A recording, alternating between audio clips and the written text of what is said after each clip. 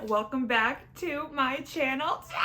Oh my gosh, long time no see everyone, long time no see. I'm sure some of you have noticed that I have been pretty absent here on YouTube for the past 15 months, over a year. There are quite a few reasons why I have been absent from YouTube and social media in general. So this video is basically to update you guys on why I've been so absent the last year, where I've been, what I've been up to. It has been quite the year for me. I've had a lot of ups and downs. Pretty turbulent times. I know 15 months is a long time to be gone, but your girl is back. So I'm gonna start off this video with my good news, my really good, exciting news. I know you guys probably saw the thumbnail and maybe made some assumptions on what it could mean. Perhaps some of you thought that I am a fiance, but no, I am not a fiance. I am a wife.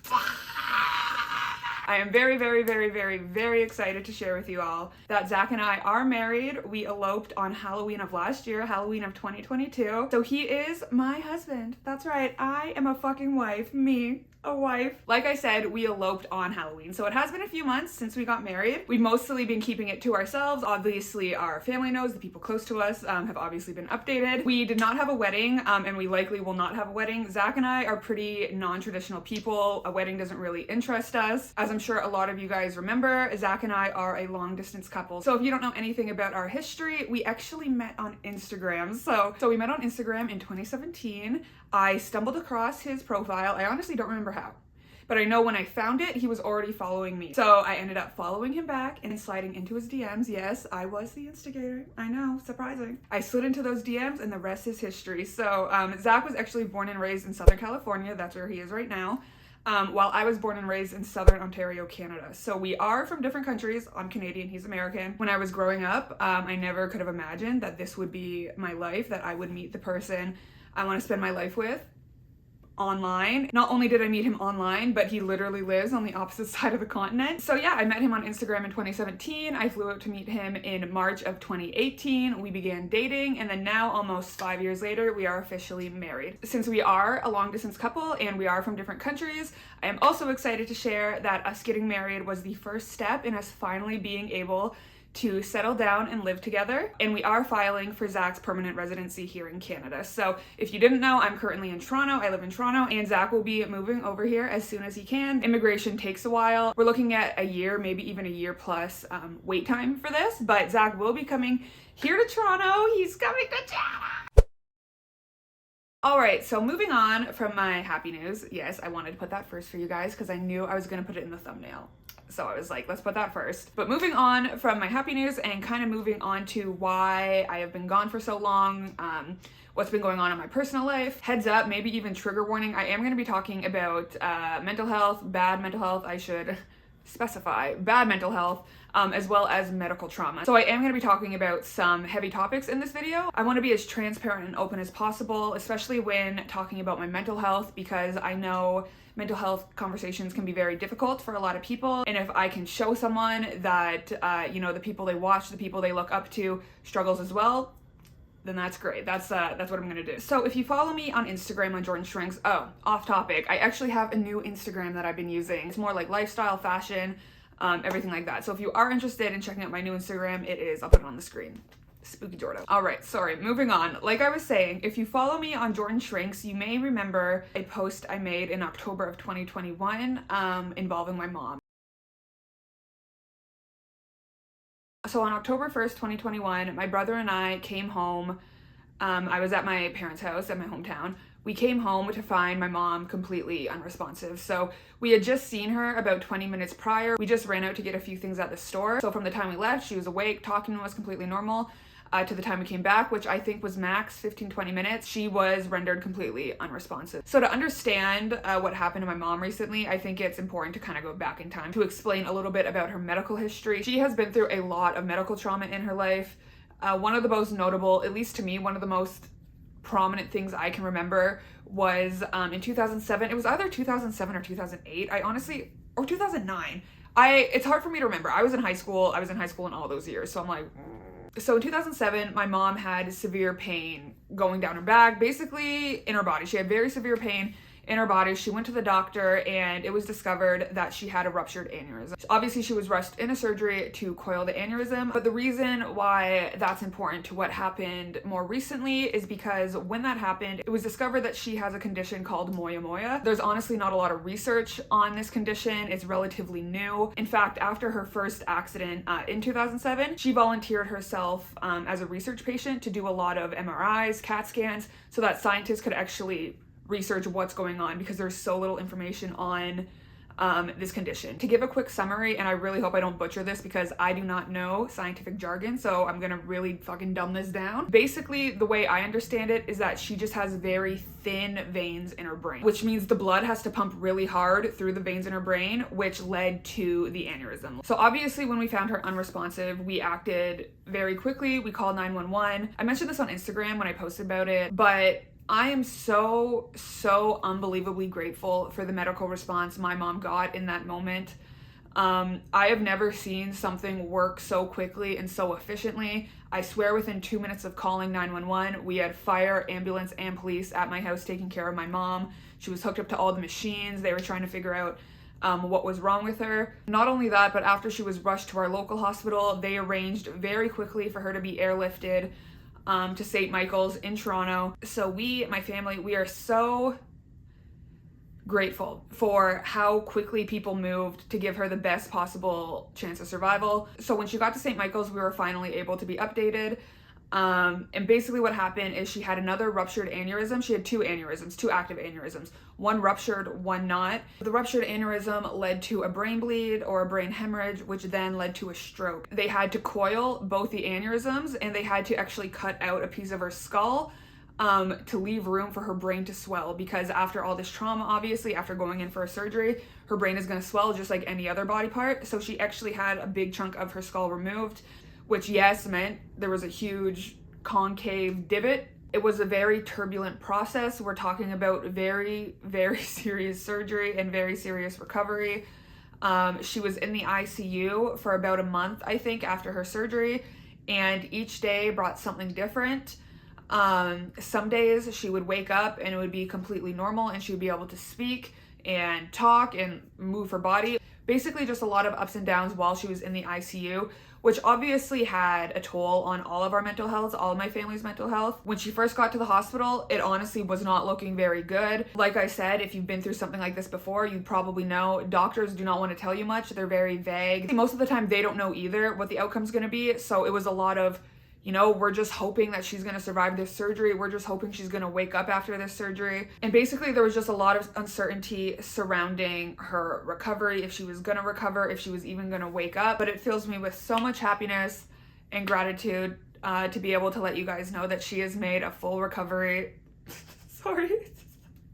She has made a full recovery. She did absolutely amazing. Like I said, when she first got in, they didn't even know if she was going to survive the initial surgery. And despite how horrible this was to go through as a family member, we honestly couldn't have had a better case scenario for her. And she is doing incredible. She has her license back. She mostly is completely normal from before the surgery. So unsurprisingly, this event really fucked me up. My mental health was probably at its worst ever in my life during this process, as my mom was in the ICU. And unfortunately, even after she left, my mental health didn't rebound in the way I was expecting it to, which kind of explains why I've been gone for an entire year, over a year. It was very hard for me to deal with seeing my mom in that state after seeing her completely normal 20 minutes prior. It really messed with my sense of security in life, the sense of security I previously had for the people I love. Because after the accident, I started having probably the worst anxiety I've ever had in my life. I've mentioned on my channel a few times, I am a highly anxious person. I've dealt with anxiety my whole life. But it has never been to the extent that it was. I think, like I said, just seeing my mom completely normal to completely unresponsive, it really messed me up. It was like I lost all my ability to be rational with myself, and it was replaced with constant anxiety, constant worry. Basically what happened is it seems like my brain tried to convince itself that since this happened to my mom, it could happen to everyone in my life. So throughout October, I was dealing with severe anxiety, daily panic attacks, honestly, maybe even hourly panic attacks, depending on the day. If I was talking to someone on Snapchat, on text, on anything, on Instagram, and they stopped responding to me, I instantly started panicking. I instantly started thinking something has happened to this person. In regards to Zach, he lives alone. So if he didn't respond, and by the way, I'm not talking about like in 40 minutes, I'm talking about like in 3 minutes. If he didn't respond, I would start convincing myself he's collapsed, he's unresponsive, something terrible has happened. And I started doing that for everything. If my brother or dad went driving and weren't back when I expected them to. And I was basically just spiraling all the time. I kind of thought that since everything ended up being okay, that I would be okay, that my brain would just go back to normal and everything would be fine. In December, my anxiety was replaced by very severe disassociation. I honestly think it was just a trauma response, a way for my brain to protect itself from going through all the high emotions that I was going through, convincing myself that everything was gonna go wrong, that no one was safe. I think the natural reaction of that was just my brain trying to shut itself off, because obviously it is not healthy to have panic attacks every fucking hour. Obviously that was putting a lot of strain on my body. So I think the disassociation came as a way to protect myself from the strong emotions I was feeling. So up until this point, I think I would have said I dealt with disassociation, but I don't think I had ever dealt with anything close to it, because I finally got a taste of what it actually is. It felt like I wasn't alive. It felt like I was observing life through the vessel of my body, but I wasn't in charge of anything. I had a very hard time feeling like anything in my life was actually real. Like I said, it felt like I was observing life through me, but I wasn't in control of anything. I remember I would have conversations with people and be talking to them and trying to act as normally as possible, because the whole time in my brain I'm like, this isn't real, this isn't happening, this person isn't real, I'm not real. And honestly, it was very, very scary. I had never dealt with anything like that.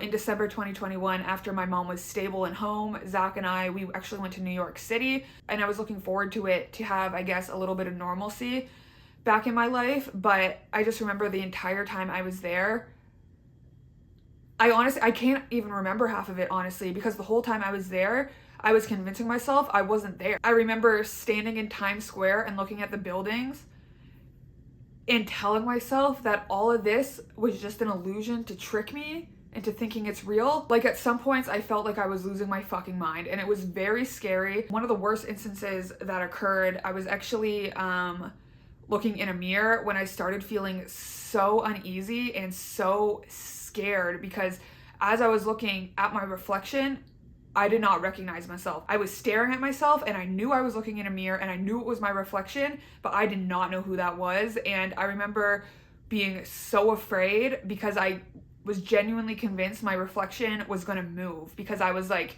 that is not me. I thought it was gonna smile at me, move at me, because it was like looking at a stranger. Like, I could not recognize myself. And unfortunately, this went on for months and months and months. I think it probably went on until August 2022, so December 2021 to August 2022. So for the majority of last year, I didn't feel like myself. I couldn't remember my personality. I couldn't remember how I used to interact with people. I felt like a robot. I couldn't feel emotion. I couldn't relate to people anymore. I definitely did not feel like myself. And all of that just made it very difficult, obviously, to show up on the internet and make videos. And honestly, for the longest time, I was dead set on actually deleting my YouTube channel and my Instagram accounts and all my social media, because I genuinely could not envision ever feeling normal again. Zach is the reason why this channel still exists, because he did such a good job at calming me down in moments of panic, of moments of wanting to delete it, of wanting to disappear. And I'm so grateful that he convinced me not to act impulsively, because as of recently, I have been feeling so much better. Finally feel like myself again. I no longer feel like I'm just floating through life with no control of anything. But yeah, so that is my story time.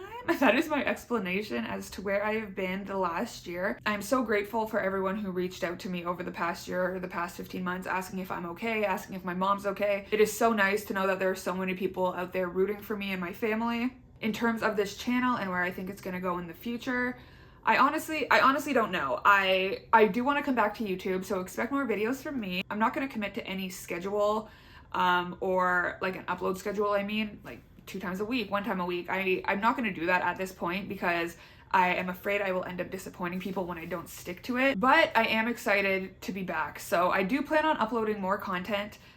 Zach and I are actually going to Japan soon, so I was thinking it'd be really fun to do like a vlog of Japan, and then in the future I think it would be really fun to finally be able to document and record Zach and I's life together as a couple. Obviously you've seen him on my channel many times, but we are just so excited for all the things to come, getting our first place together, being able to decorate it. That's my favorite type of content to watch, people like decorating their rooms, house renos. I love anything to do with like home content. So hopefully one day I'll be able to post that stuff on this channel as well. You guys can watch us build our first home together. If there are any specific videos you would like to see from me, please let me know. I don't plan on abandoning weight loss content entirely, but I do hope to diversify my content. So I want to thank you guys so much for watching this video. Thank you so much for being here, for sticking around as I was gone so long. And if any of you watching feel like I felt last year, please, please, please seek the help you need, seek therapy. Remember, you don't have to go through this alone and things will get better. Thank you guys so much for watching, and I will see you in my next video.